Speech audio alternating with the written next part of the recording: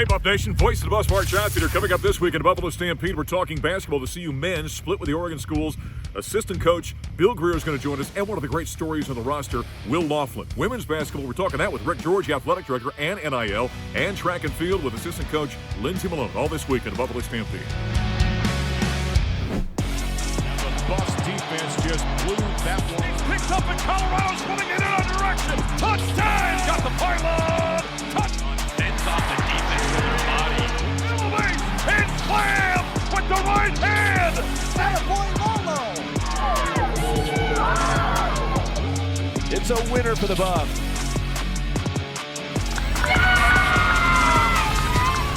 Ball is right in front. A couple of shot fakes to Chief Perry.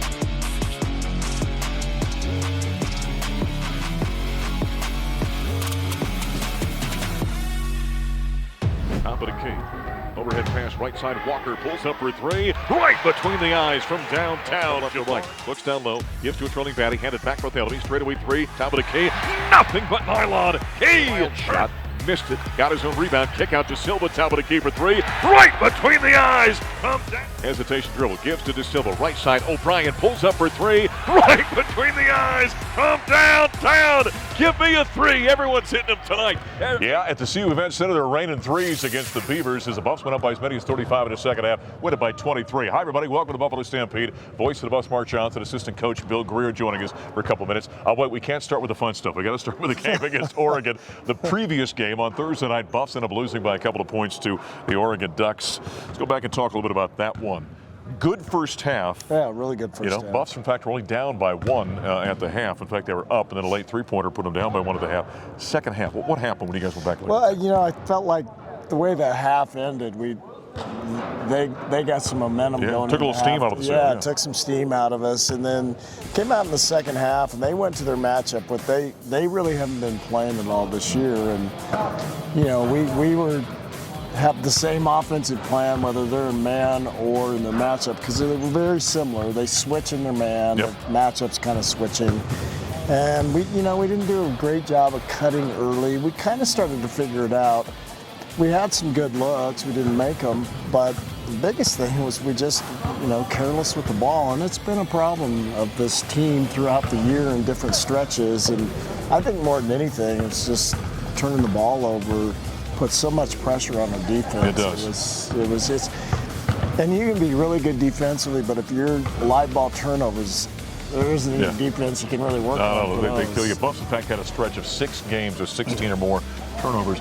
But I know, Ted says all the time, this is no longer a young team. You played a lot of ball games this year. Sure. But with the turnovers, is that mental attentiveness when you go back and look at those? It's like if you get in a stretch where you're missing free throws. Yeah. It's like, well, the same thing happens. Kind of build upon each other. Yeah, same thing happens with turnovers, and I think a little bit of it is everybody's trying so hard to make a play that they're putting themselves in a tough position.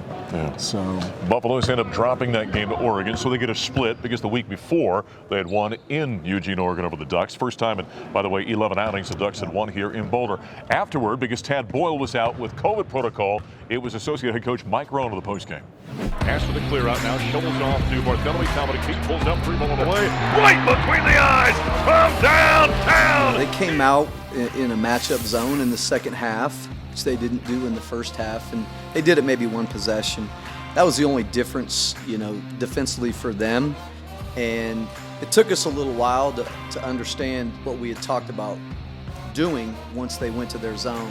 It was really going to be the same offensive game plan it always has been against Oregon. We needed to just keep getting movement and getting the ball swung from side to side.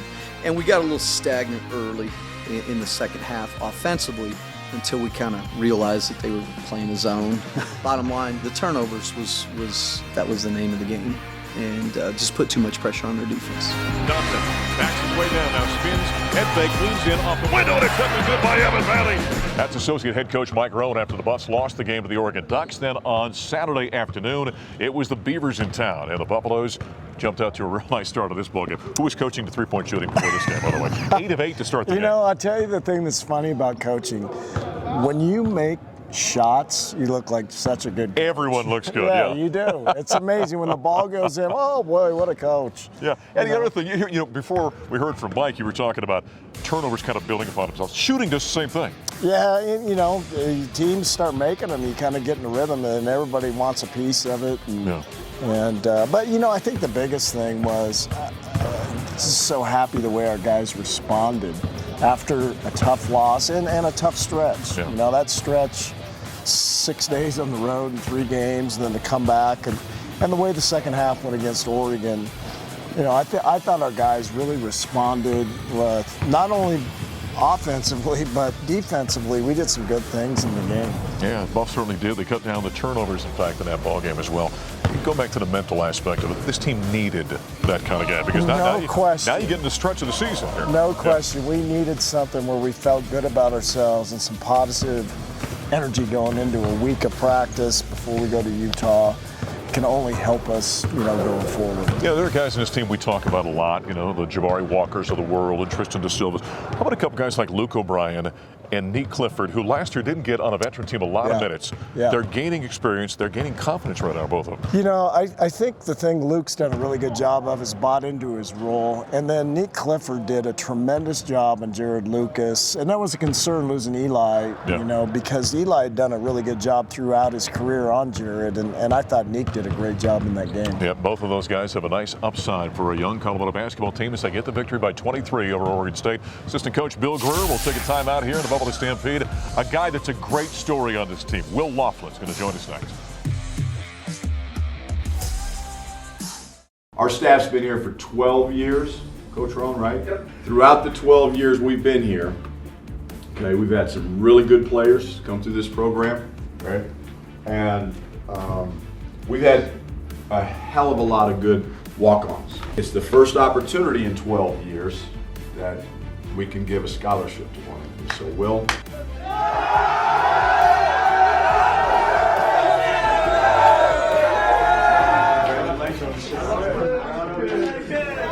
Still to the foul line, gets on a short corner right, and Loughlin pulls up and knocks down the jumper, and he's smiling like a butcher's dog as he runs. Those stories right there are always the best. When you see a guy that was a walk-on on the team, gets awarded the scholarship, the team goes crazy, and then he got in the ball game and hit a bucket, of course. Says the Buffaloes get a 23-point win over Oregon State. Back in the Buffalo Stampede, voice of the Buffs, Mark Johnson, Will Loughlin, senior for the Colorado Buffaloes.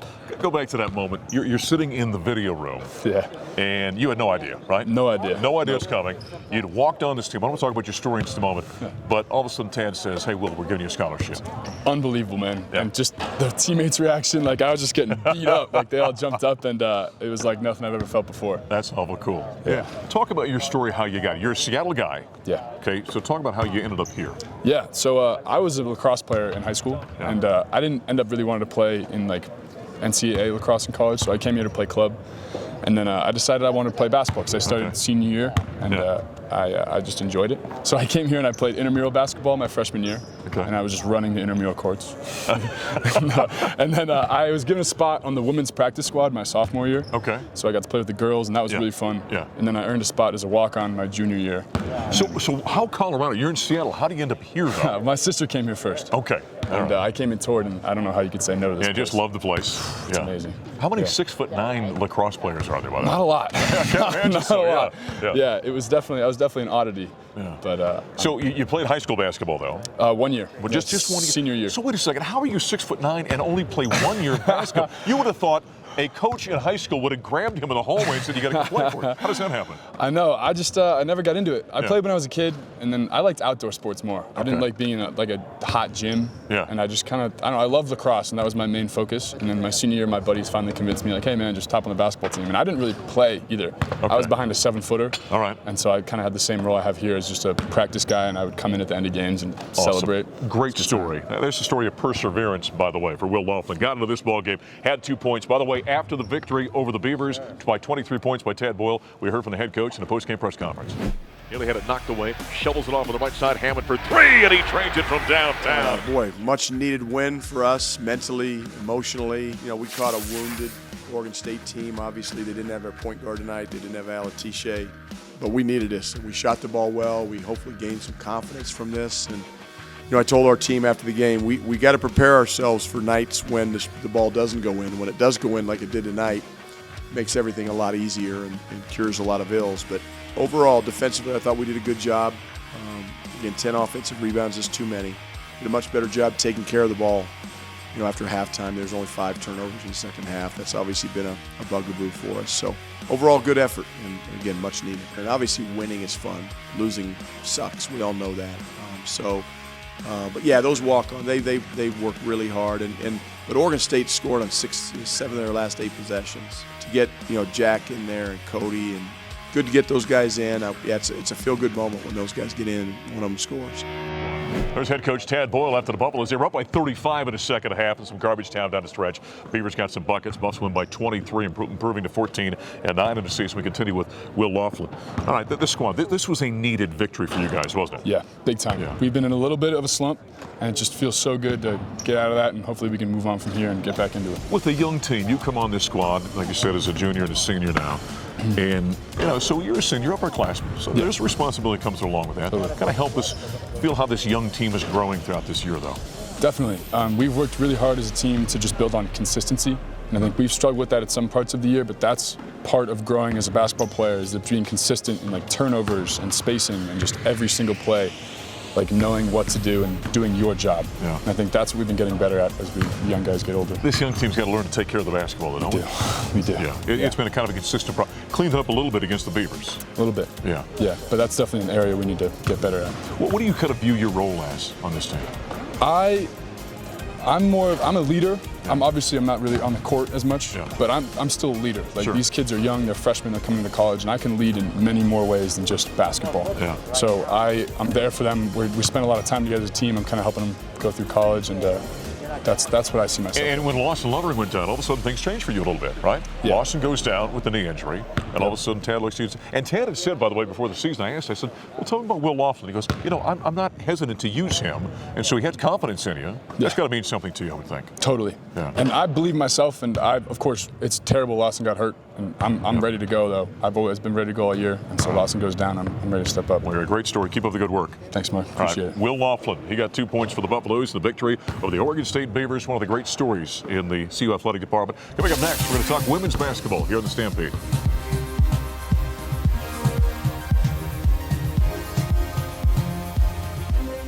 Outside, Weta hustles to that ball. And Weta's going to put that in. Mentioned the starters out there for the Buffs also, and Maya Hollingshed's got 5 in the quarter. Sherrod, of course. Take away for the Buffs. Sherrod keeps the grips. Nice pass from Jalen Sherrod. Sela Finnell. Great victory by the CU women's basketball team as they blow out the Washington Huskies on Sunday at the Event Center back at the Stampede. Voice of the Buffs, Mark Johnson. Rick George, Bus fan number 1, joining us for a couple of minutes. It was a nice win for CU women. Yeah, it really was a nice win. Yeah. We played them almost even until the half, and then it's like, okay, we put that into another gear as we got into the second half. I really love this team, the way they go out there and they compete and they play. And, as you said, they came in halftime, made some adjustments, and then the second half they really dominated. Now, as we well know, in any season of college athletics, there are going to be ups and downs. This season, this team came out of the blocks screaming this year. 13-0, last undefeated team in America, had some adversity. And as talented as they are, you've kind of seen the heart of this team, the way they've kind of fought through that. Yeah, look, they have fought, and again, I go out there and I look at them, and their locker room has to be really good because they play well together, they support each other.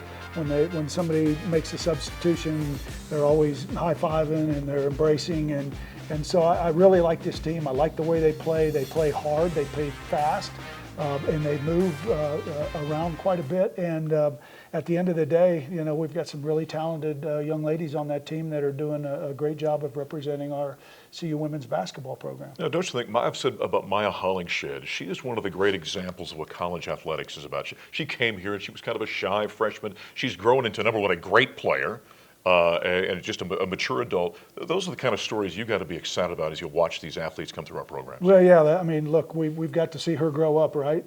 Same thing with Peanut and Sela and, Jalen. And then you've got new players like Quay and Tamea, and, they just – And Kendall Weta, I mean, Yep, she's come another out there and played really well, and so it's kind of nice to see them kind of come together as a team and get that win on Sunday. Yeah, the Buff women get the blowout victory over the Huskies, and afterward we heard from head coach J.R. Payne. Well, I am really proud of how we played tonight. We played really good basketball. I mean, really good basketball. We defended, we competed, we executed, we kept our cool, we made game adjustments. These guys made huge adjustments, you know, in the second half just based on how the game was being called. Just really incredible effort from so many people, you know, physically, emotionally, mentally, just to pour in and just do the job. And I think these guys played great and just really excited for how we played. Obviously, we want to win every game, but it's more just how we played. It was great basketball tonight. Close games are fun, you know, but I definitely prefer these games over the close ones. But the truth is that we executed so well, you know, in that third quarter and then throughout the fourth quarter that we earned the right, you know, not to sweat just based on how well we executed. Head coach J.R. Payne after the victory over the Washington Huskies. Nice win for the Buffaloes. We continue with Rick George, athletic director here at the University of Colorado. Earlier this week, we started Ralphie's Rundown with Rick. We're going to do it 3 times a year. Folks get a chance to ask you questions. We're talking about the NIL exchange. Why do this kind of thing, this kind of format, so that you're talking about the nation? Well, look, I think it's important that I come out and talk about these subjects in these areas that are important to our fans and our alumni. And I think this is an area that is, and it's very difficult to do on social media. I'd rather do it where our fans can talk directly with me through a platform like this that will allow them to ask the questions, but certainly for us to address the subject matter, because there is some misinformation out there, and we can clarify maybe what the information is that's correct and what we're doing. You know, you think the last couple of years with all that went on COVID, it was a kind of a shifting sands. You were standing and trying to navigate this department through, you know, what was going on. It's kind of the same feeling with this NIL, isn't it? I mean, you're putting together this exchange which gives some foundation to what student athletes and sponsors can do, but it's in this environment overall that's tough to figure out right now. Well, it is, but I do think it gives us an opportunity. You know, if you think about a couple of years ago, we weren't talking a lot of Zoom meetings, right? We were doing things in person. But this gives us an opportunity where, you know, we can connect with our alumni, with our fans, and we can answer questions that they may have. And the more we do that, you know, and maybe hearing it from me is helpful on what we're doing and why we're doing it, I think is important for our fan base. Lastly here, people always want to know about football. Carl Durrell's made some great moves with his staff. Everyone's excited about who he's brought in. Looks like a great recruiting class. You feel good about what you're saying? Yeah, I feel really good about it. I think the way they ended recruiting, the energy that they have in the room when they're all together, you know, seeing each of them come in as they did at different times. And, you know, it did take some time but to put a good staff together, but good things do take times to do, and Carl did a great job, in my opinion, of hiring a staff. I'm really excited about the future of CU Buffs football and look forward to spring practice. All right, thanks for being on. Good to see you. Great to see you. All right, athletic director Rick George joining us here in the Stampede. We're talking track and field. Lindsey Malone's going to join us next.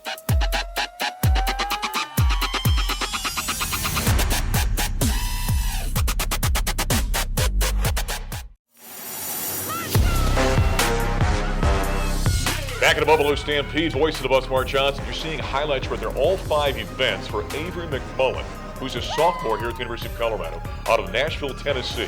And last week in Spokane, Washington, at WSU event, she shattered the CU pentathlon record. Spectacular. You want to talk about a great athlete? That's a great athlete. Coach Lindsey Malone joining us for a few minutes. Well, she's something. She's amazing. She's currently ranked in 5 different events in our top 10 all time. Okay. And in the Pac-12, she's ranked in 4 different events in the top 6, including first in the pentathlon, second in high jump, third in long jump, and 6th in the 60-meter hurdles. It's amazing because generally when you hear of a record getting broken, you know, for as long as these sports have been going on, it's broken incrementally, right? Rarely does somebody go up and do what she did. Yes, it is, especially in this event because you have to have 5 events in a row on the same day. You have to feel up and amazing and ready to go and doing your best. You can't have a foul in long jump. You can't have a hit hurdle. There can't be a missed high jump. There's so many things that can go wrong. So to have this happen is truly miraculous. How do you identify an athlete in one of these multi-event sports? A lot of it is just watching videotape and seeing their marks and then seeing how they are in the competition. Afterwards, it's really important if they're moving on to the next event and they're excited and ready to get it. You just have to have someone who's tenacious and ready to learn and always okay with needing to do better. So all of those characteristics apply to her. Yes. What can you tell us about her, though? She's tremendous. She's so much fun to work with. She just does such a great job going event to event, trying to find her best and make sure that she's doing things technically correctly. And then she takes care of herself outside. She's a great student also. She makes sure to get all of her recovery done, and she just enjoys it. She has fun. Is there one aspect of the pentathlon that maybe she's stronger at than another? Right now, she's proving to be strong in every single event where she's ranking. Her mark right now is 13th in the world. Wow. Yes. Really? I mean, she's not just good in college, she's good in the world. She's 13th in the world, and for the Indoor World Championships this year, they're going to take the top 12 women. She's one spot out of making a World Championships, potentially. Right. Those are the kind of athletes we have here in track and field as Avery McMullen here at the University of Colorado. Hey, by the way, on Sunday, it was National Girls and Women's in Sports Day. Big celebration. CU women were taking on Washington in basketball, and we were celebrating. Today we're at CU Event Center before the women's basketball game. We're celebrating National Women's and Girls in Sports. We have all of our female athletes here playing activities with kids in our community, just having fun, doing athletic drills and teaching them all these skills in all these different sports, just to give back and have some fun. Events like this are really important for girls and women in sports just because it's very empowering. We all get to work together, have some fun and create some memories, and just teach each other so many new skills, whether it be for sports or just to be healthy and just in the rest of your life too. Definitely fun to be hanging out with some girls who we could see on the court and on the field some days. They're definitely the future of CU athletics, and we just want to help develop them as early as we can so that they can be in our shoes in the future. Great celebration there at the CU Event Center for the National Girls and Women's in Sports Days. We continue with Lindsey Malone. That's a great little gathering and expression, I think, of appreciation for what girls and women are doing in college athletics right now. It is, absolutely, and it's very necessary. It's necessary to get to share that moment with young girls and inspire them that they can also achieve these amazing things. You know, with you being here today, explain what your role is on the coaching staff, because there's so many, different areas of track and field and cross country that everybody up on that wing of the Champion Center do. What's your role within the team? Fantastic, thank you. I technically coach the combined events and jumps, and I also do the strength and conditioning program. So all in all, I coach 22 track and field events. So it means I'm a very busy person. I got to give Carl and Tan a hard time for coaching one team. Look at all the stuff she's doing out there. Outstanding. Coming off the event at WSU last week, we talked about Avery. Give us a couple of other highlights from Spokane. Fantastic. Well, our throws team did an exceptional job up there. We have a redshirt athletes, Dom, that just did amazing, threw over 20 meters again up there. Wow. We had Noah, who jumped almost 6'11" again. He's going to have the breakthrough for the 7 feet. Nick Bianco was third in the men's heptathlon. Just a whole bunch of great events happened. All right. Now, what's coming up at track and field? I know you got your sprints and your distance people going different areas here coming up shortly. Yes. So this upcoming weekend, our distance team is going to race at the Husky Invite at Washington. This is a really big event for them. This is what they prep for all year. This is one of their big ones where they get the majority of their qualifying marks to go to the indoor national meet. And then also all of our sprinters are going to go down to University of New Mexico for a really important sprint meet for them. So everyone's on the ground rolling at this point. And the conference stuff is coming up here shortly as well. Yep, 3 weeks away from the Pac-12 invite. It'll be the first year of this invitational for an indoor meet, and then nationals. I don't know how you keep track of them. They're going everywhere all the time, and yet somehow you guys are keeping tabs on them. Yep. Keep up the good work. Thank you so much. All right. Lindsey Malone from the CU track and field staff here at the University of Colorado, who put a wrap this week on a Bubbly Stampede. I'm voice of the bus, Mark Johnson. We'll talk to you next time.